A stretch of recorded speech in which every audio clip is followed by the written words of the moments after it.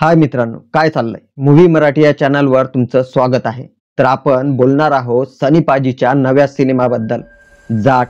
भावांनो, हा चित्रपट सध्या थिएटर्समध्ये बऱ्यापैकी हवा करतोय. सनी देओलचा जबरदस्त ऍक्शन, 2.5 किलोचा हात आणि जाट जातचा डमरू. आता हे सगळं मस्त आहे की थोडं डोक्याला शॉट देणार आहे?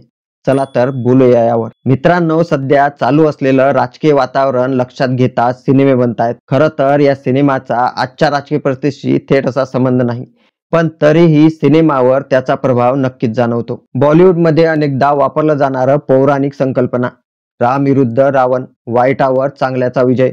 प्रतिकात्मकरित्या खलनायकाला रावण आणि हिरोला राम दाखवणं. उत्तर म्हणजे राम आणि दक्षिण म्हणजे रावण. दक्षिण भारतातलं एक गाव जिथे एक क्रूर गुन्हेगार राणा तुंगा रणदीप हुड्डा याचा किरदार करतोय. स्थानिक लोकांना त्रास देतोय, पूर्णपणे रक्तपात चाललाय, माणसं मारली जात आहे, प्रेतांचा खच पडलाय. एक उत्तर भारतीय अर्थात सनी देओल एक अनोळखी व्यक्ती म्हणून गावात येतात आणि गावकऱ्यांचं दुःख पाहून अन्यायाविरुद्ध लढाई सुरू करतात. हा एक मास ओरिएंटेड सिनेमा आहे. या सिनेमात सनी पाजी पुन्हा एकदा दबंग अवतारात दिसतात. सनी पाजीचा दबंग अंदाज आणि डायलॉग बाजी, 2.5 किलोचा हात टाईप प्रेक्षकांना शिट्या मारायला भाग पाडते. जर तुम्ही सनी पाजीचे फॅन असाल तर हा सिनेमा तुमच्यासाठी पर्वणी आहे. या सिनेमात रोमॅन्टिक किंवा कॉमेडीचं प्रमाण जवळपास 0 आहे, कारण याचा पूर्ण फोकस ऍक्शनवर आहे. हीच या सिनेमाची ताकद आहे आणि सर्वात मोठी कमजोरीही. मी असं नाही म्हणत की फायटिंग सीन किंवा ऍक्शन सीन चांगले नाहीत. ऍक्शन सीन जबरदस्त आहेत,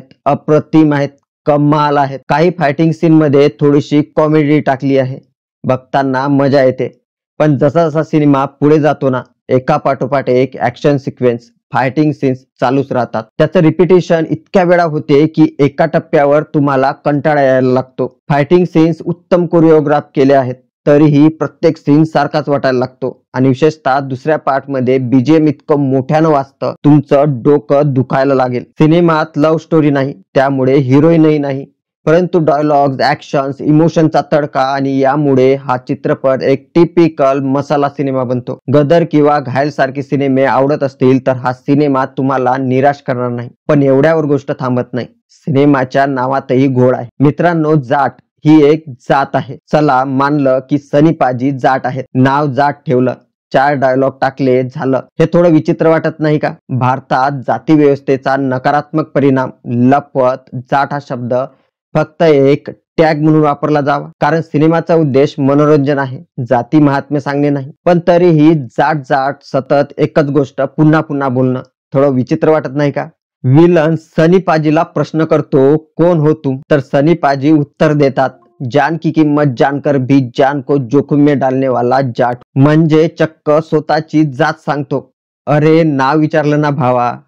मित्रांनो, जात ही काही एक चांगली मानवीय हितावह परंपरा नाही, तर गेल्या अनेक शतकांपासून चालत आलेली अशी व्यवस्था आहे ज्याने माणसाला माणसांपासून वेगळं करत त्यांच्यात भेदाभेद निर्माण केला. जातीच्या नावावर खून होतात, जातीच्या आधारावर मिशा ठेवायच्या की नाही याचे नियम बनतात, जातीच्या आधारावर तुमचं समाजातील स्थान निश्चित केलं जातं, त्यानुसार तुमच्याशी बरा वाईट व्यवहार होतो. खरं तर जात हा एक मानसिक आजार आहे ज्याने भारतीय लोक ग्रसित आहेत. अशा वेळी जर कोणी जातीचा अभिमान बाळगत असेल, तेही शिकलेले लोक, धनसंपन्न लोक, मला आश्चर्य वाटतं की असं सर्व असताना चित्रपटाचे नाव एका जातीवर ठेवावं, हे दाखवण्यासाठी की आमच्या जातीचे लोक बघा किती शूरवीर आहेत.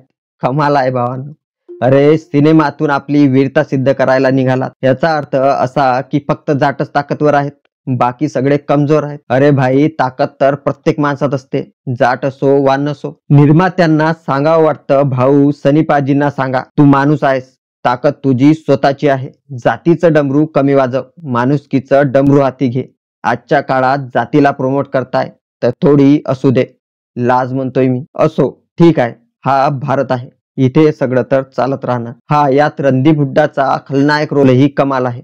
तोही स्वतः जाट जातीतूनच येतो. त्याचा रोल इतका भयानक आहे की वाटतं भाई दक्षिणेतून ट्रेनिंग घेऊन आलाय. मित्रांनो, एकंदरीत जाट हा सिनेमा सनी फॅनसाठी धमाल आहे. पण जातीचं डमरू जरा कमी वाजवलं असतं आणि माणुसकीचं जास्त, तर जास्त मजा आली असती. ऍक्शन, फायटिंग सीन्स आवडत असतील तर हा चित्रपट एक वेळ नक्की बघू शकता. बघावंच असं काही विशेष नाही. मी या चित्रपटाला 5 पैकी 2.5 स्टार देईल. हो, सनी पाजीच्या हाताच्या वजना एवढं. तर चित्रपट तुम्ही बघितलाय का? कमेंट मध्ये नक्की सांगा. सनी पाजीचा कोणता सीन भारी वाटला? चॅनलला लाईक करा, सबस्क्राईब करा, बेल आयकॉन दाबायला विसरू नका. भेटूया पुढच्या व्हिडिओत.